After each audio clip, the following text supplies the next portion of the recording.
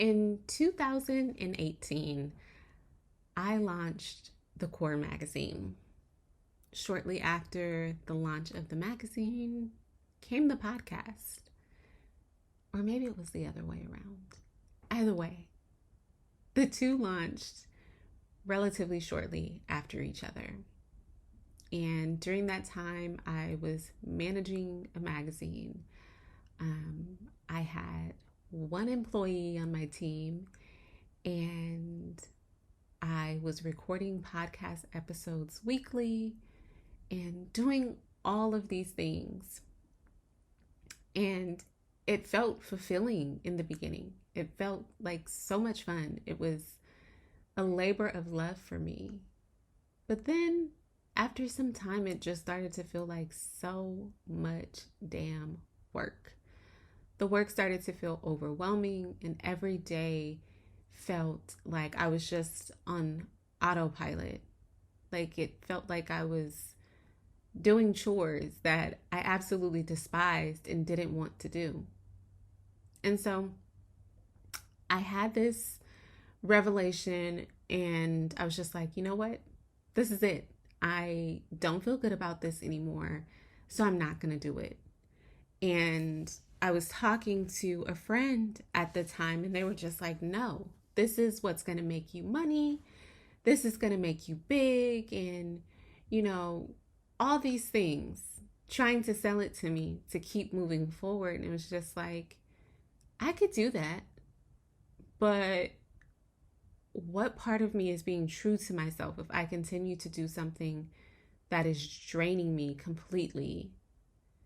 And so it was a difficult decision, but I chose to shut down the magazine, shut down the podcast.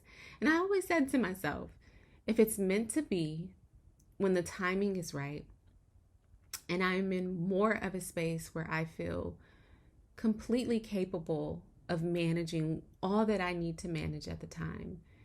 And when I'm in a space where I feel fully aligned with who I am, then something of this magnitude will come back around. And here we are.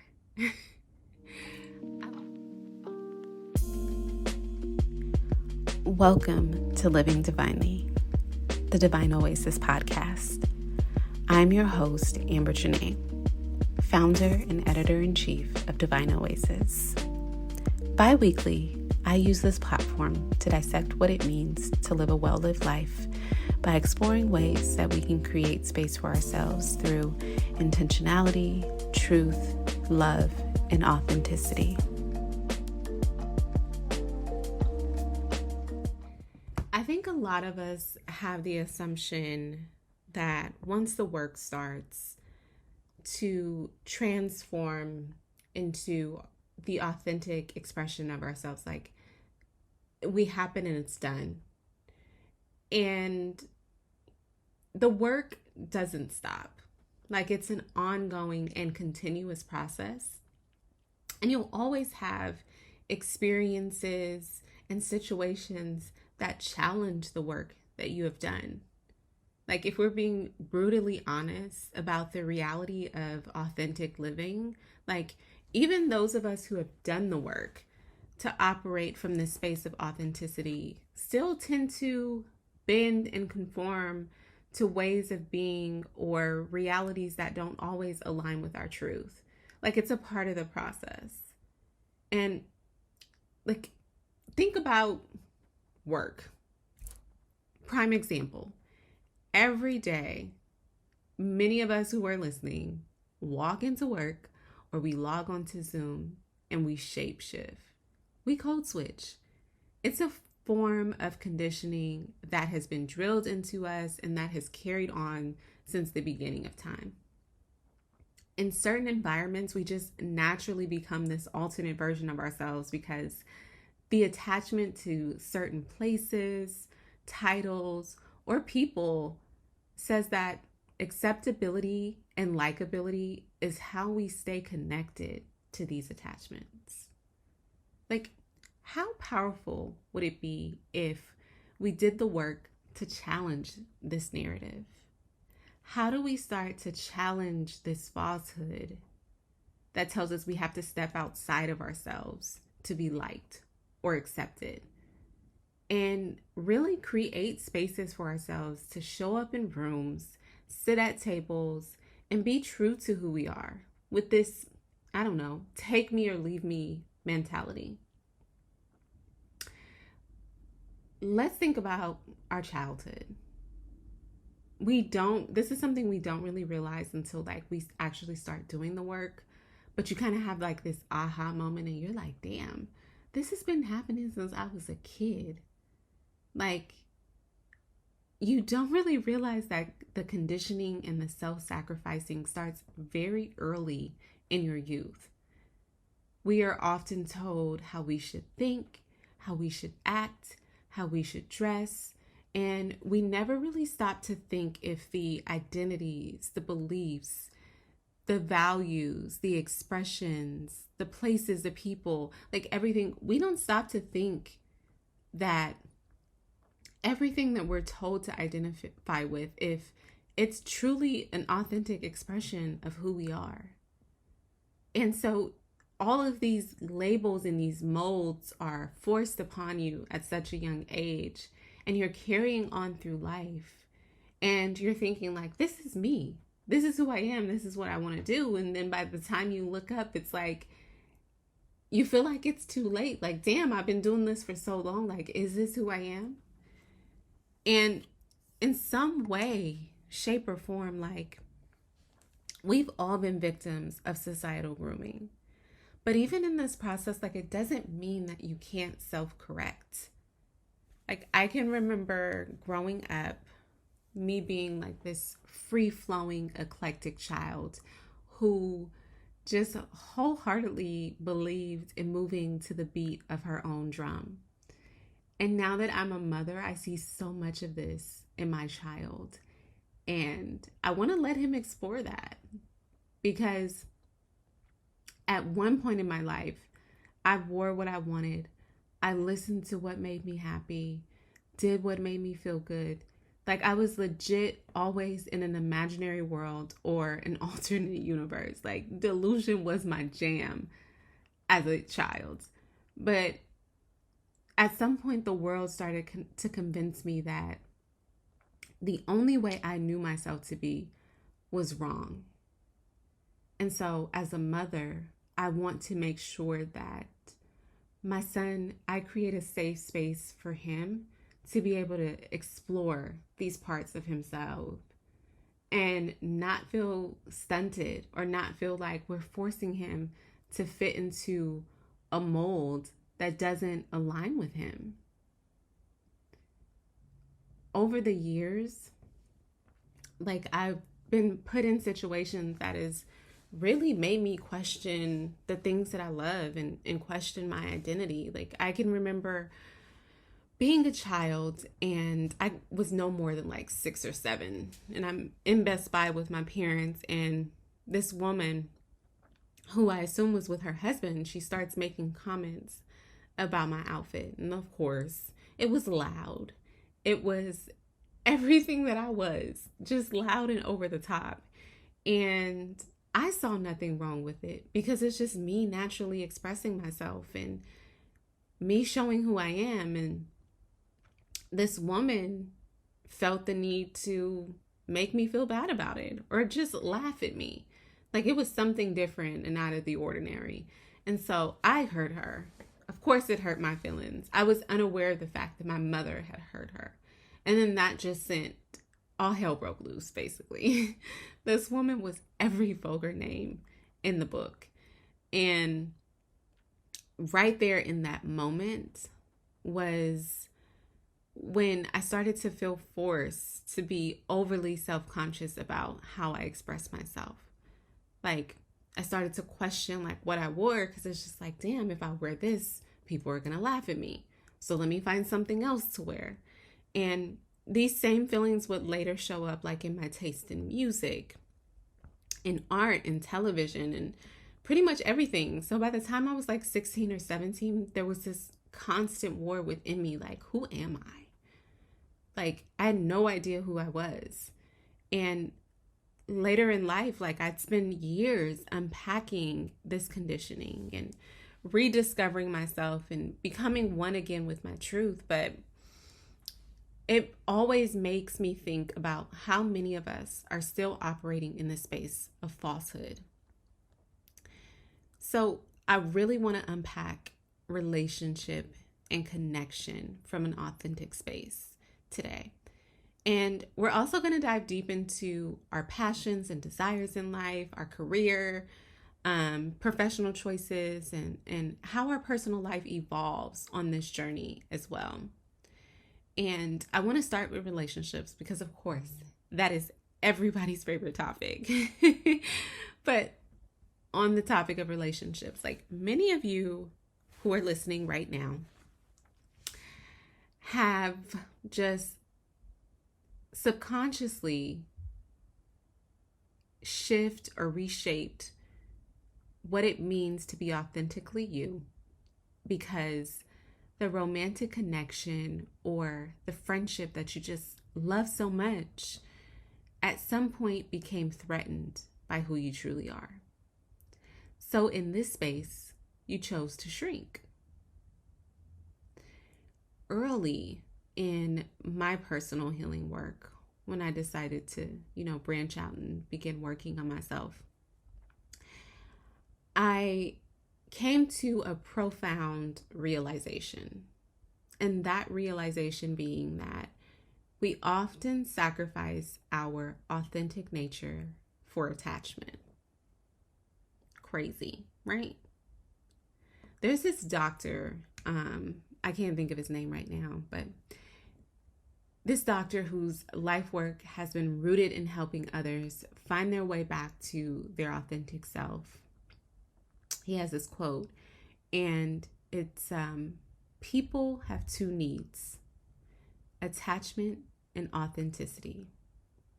When authenticity threatens attachment, attachment trumps authenticity. Such a profound quote.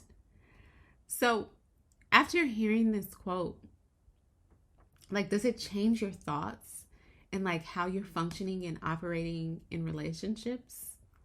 And it's okay if it doesn't, because the work takes time, and it takes time to absorb everything and all this information. But I really want you, as you hear certain things throughout the episode, I really want you to think about if any of this makes you reconsider how you've approached relationship in your life and remaining true to yourself throughout these connections and commitments. As you discover more of what it means to walk in your truth, you begin to approach experiences and relationship from an authentic place.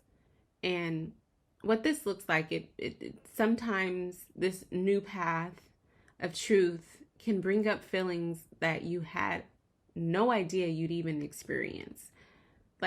Just imagine being in a situation and you're so over it because you're like, this isn't me no more. This doesn't feel good. I'm ready to dip. Just imagine being in this space.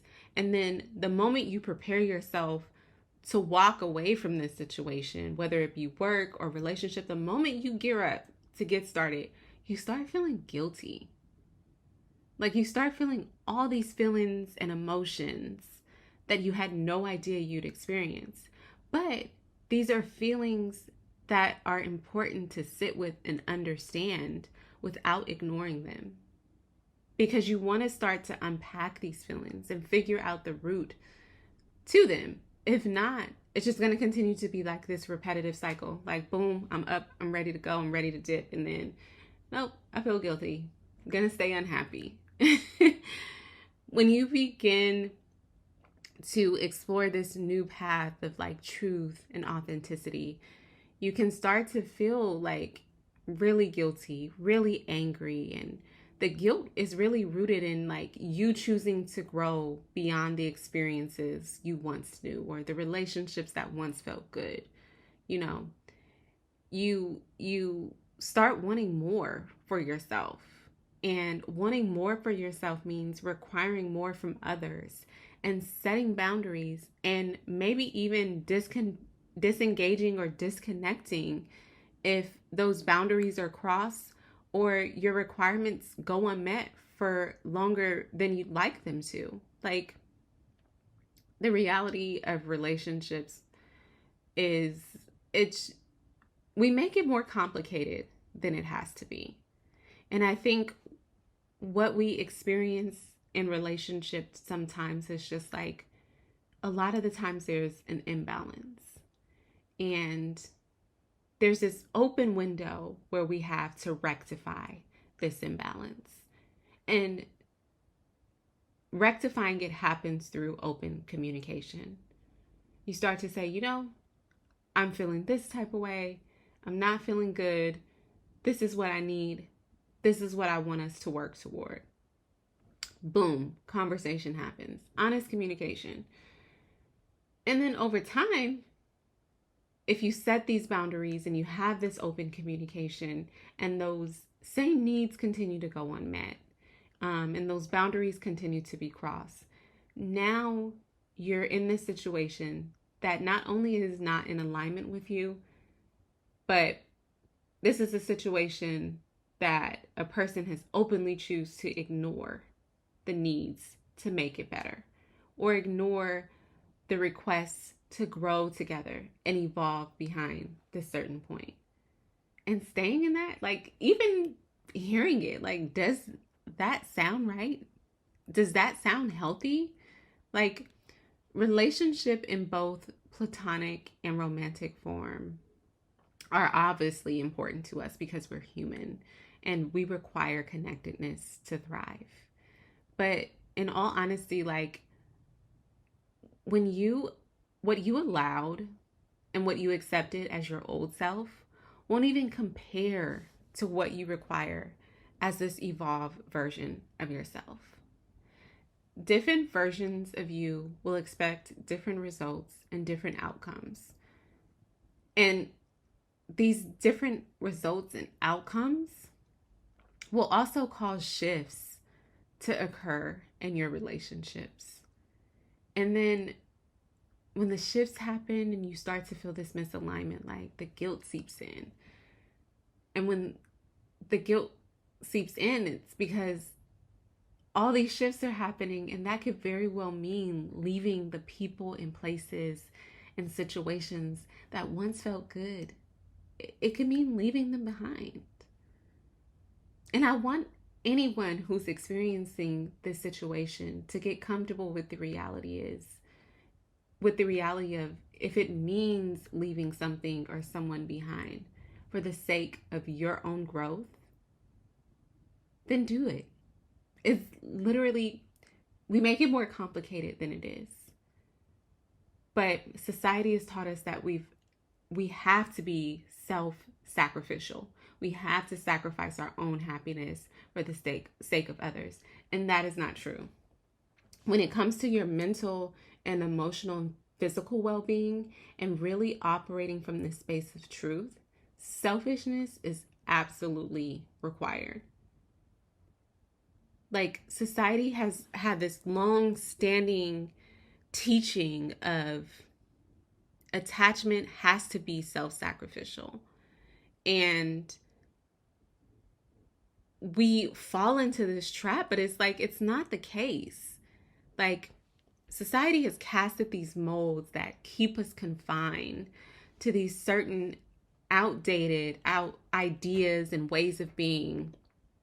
And we abide by them, because it's all that we've known for so long, but we have to start crafting new narratives that put ourselves at the forefront, narratives that enable us to fully walk in our truth and be honest about who we are. And it is only when you actively choose to step out of these societal molds that tell you, you need to be a certain way or behave a certain way, or, let people treat you a certain way. When you stop operating from that space, you open up a new window to begin operating from a space of truth. Authentic living ultimately means choosing to break down the walls of conformity, choosing to step out of those molds and step into that role that is unapologetically and authentically you. Being honest about who you are and building or cultivating relationships from this new space of authenticity means that you eventually have to learn to adjust to your new reality. So much changes. And this is not just your relationship with others, but it also speaks to the relationship with yourself. This means learning to extend grace to yourself, and giving yourself permission to change and evolve. A lot of the times during this process, we are hard on ourselves. And, as we start this new form of transformation, we beat ourselves up, and we make the growth process a lot more complicated than it has to be. And this approach to new relationship, it takes a lot of courage. Like, what does an authentic approach to relationship look like? Where does it begin even, And I think many of us would probably say cultivating authentic relationship begins with showing up as your authentic self. And that is partly true. In my personal opinion, the work begins with managing your habit of polluting your expectation of relationship with fear-based thoughts and actions. Fear creates desperation. When you're in fear of something not working out, someone not being who you want them to be, you not being enough for something or someone else, you are more than likely to sacrifice your authentic ways of being for said person, place, or thing. When I come to this and I think about this, I always think about Lauren London's character as Melanie in This Christmas. She had this habitual habit of dating men, and whoever she dated, her major in college depended on the men she was dating at the time. Like, as soon as she got serious, whatever major that she was majoring in, it shifted because of the men she was in the relationship. I'm just going to go out on a limb and say, I hope all of you have seen This Christmas. If not, that is a problem. But that is a topic for another day. But just think about that habit for a second. Like, switching your major or switching your level of interest based on whatever the person you're dating is interested in is kind of a wild and crazy concept, because it's okay to, learn about something or research something or have interest in a subject if someone you love is interested in it, but to completely alter your entire life because you want to seem more likable or more interested in something than you actually are for the sake of holding on to the relationship, it's kind of crazy if you think about it. Like, her character in that film, like, it was fear that kept her in this space of pursuing things academically that may not have been of interest to her, but it was something that her partner at the time found interest in. So that fear-based mentality, Melanie automatically assumed that it made her possibly more appealing, more likable, Thus, these things would create a greater chance of lasting attachment with her partner. And it's actually the complete opposite. It hinders the relationship more because now you're functioning in a relationship and you're not functioning as your whole self. And so every single day, little by little, you're sacrificing more of your likes, more of your wants for the sake of this person in the relationship. And months, maybe even years down the line, you wake up and you don't even know who you are. You just know that you've shifted and you've altered for the sake of the love of this relationship. And that is not healthy. So, in short, like cultivating relationships as your whole authentic self means that you choose to drop the masquerades and the facades.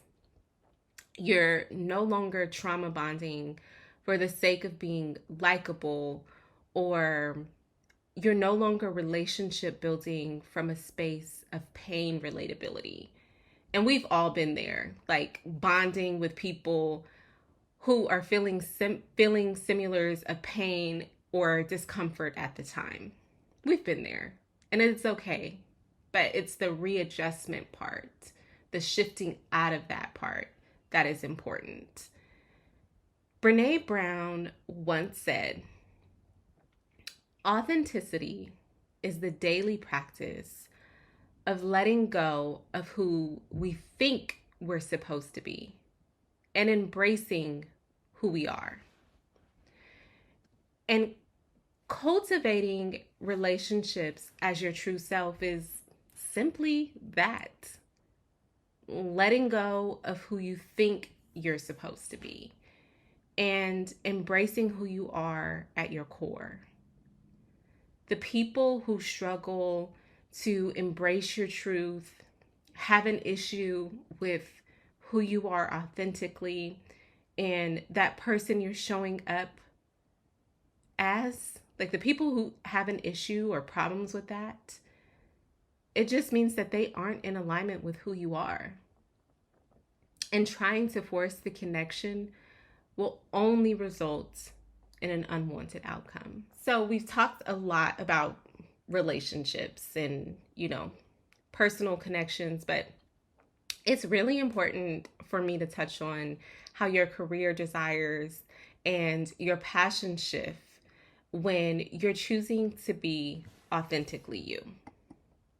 And so as you lean more into this space of authenticity and you're navigating the path of self-realization and self-transformation, you don't just experience shifts in your relationships with yourself and others, but of course, your passions and your professional interests, all those things start to alter too. I can remember growing up, we were taught that by a certain age, we needed a job that had a steady income. We needed to consistently be making money to survive, and it didn't matter if we were happy or not. It just meant, getting on that hamster wheel and functioning, doing these day-to-day practices and doing whatever we needed to survive and make money. And our professional career, our hobbies or passions were never things we were taught could intersect or should intersect, actually. Like, if it were up to society and that old mentality, that old outdated paradigm, like the two of these things, our passions and our careers, like they would never intersect. I can recall a time when I would get up for work every day and I would pretty much be on autopilot. Like I would be so miserable. And when I got my first corporate job, I can remember my mom telling me about all the good career opportunities and where I should apply. And my very first job that I actually applied to and got on my own was in retail. Obviously, because that was my only dream. I wanted to work in fashion. And then with the help of my mom, like I started applying for these other jobs and it was just like, no, you can make more money doing this and doing that. And then I ended up working as a receptionist at a car dealership. And I was making great money. I love the environment because they were great people, but it was like the experience that was taking away from me because I was missing out on so much, but I also had given up something that I loved to essentially just be doing something just for the sake of making money and surviving. And like I was sitting behind someone's desk every other day, immediately after school, when I really just wanted to be working in beauty and fashion. Like I just wanted to be the next Lauren Conrad, if we're being honest. But in hindsight, like those very first jobs and the path that it took me to get here, like in hindsight, it all ended up working out for me. And I landed on my feet exactly where I needed to be. But it wasn't until I began making moves toward the opportunities that aligned with me authentically. And I gave up like working for jobs and environments or doing things I hated for the sake of making someone else happy. Like the early half of my professional career was really rooted in, oh, my parents told me this would be a great opportunity. Let me take it. Or, sharing the interest or value with someone within the family, and they're just like, oh, you should do that. And your personal characteristics, your values, your educational background, societal influences, like they'll all inevitably play a role in the professional opportunities that you pursue. But you have to think about like how long is too long of identifying in a role or on a professional path that is not in alignment with your truth. The longer you choose to conform to pressure and what others want, you get lost in the molds and everything that anyone else has, said that they wanted for you, or the molds that other people have casted for you. The more you get lost in those spaces and experiences that you don't identify with, the more you end up unhappy and not living a life that you desire. A life that is rooted in happiness and truth. On your path or on this project of self-realization, start thinking about what fuels you. What are you good at? What passions or interests light your soul on fire? What brings you joy the most? I'll let you in on a little secret. The authentically led work can often, very often, be traced back to your childhood. What came to you naturally in your youth? Think about it. When you were that little boy or little girl, did you effortlessly know how to sketch?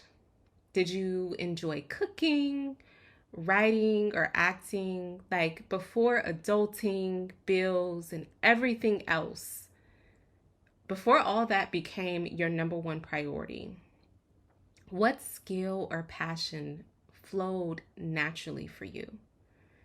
And if you're not 100% sure of what this, skill or passion or hobby looks like, or, if you're not even sure what discovering a more path of alignment looks like for you,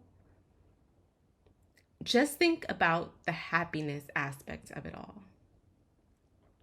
Like, even if it feels scary, if it feels daunting, like, think about how happy you'll be choosing this direction or this path that is a true, authentic reflection of who you are.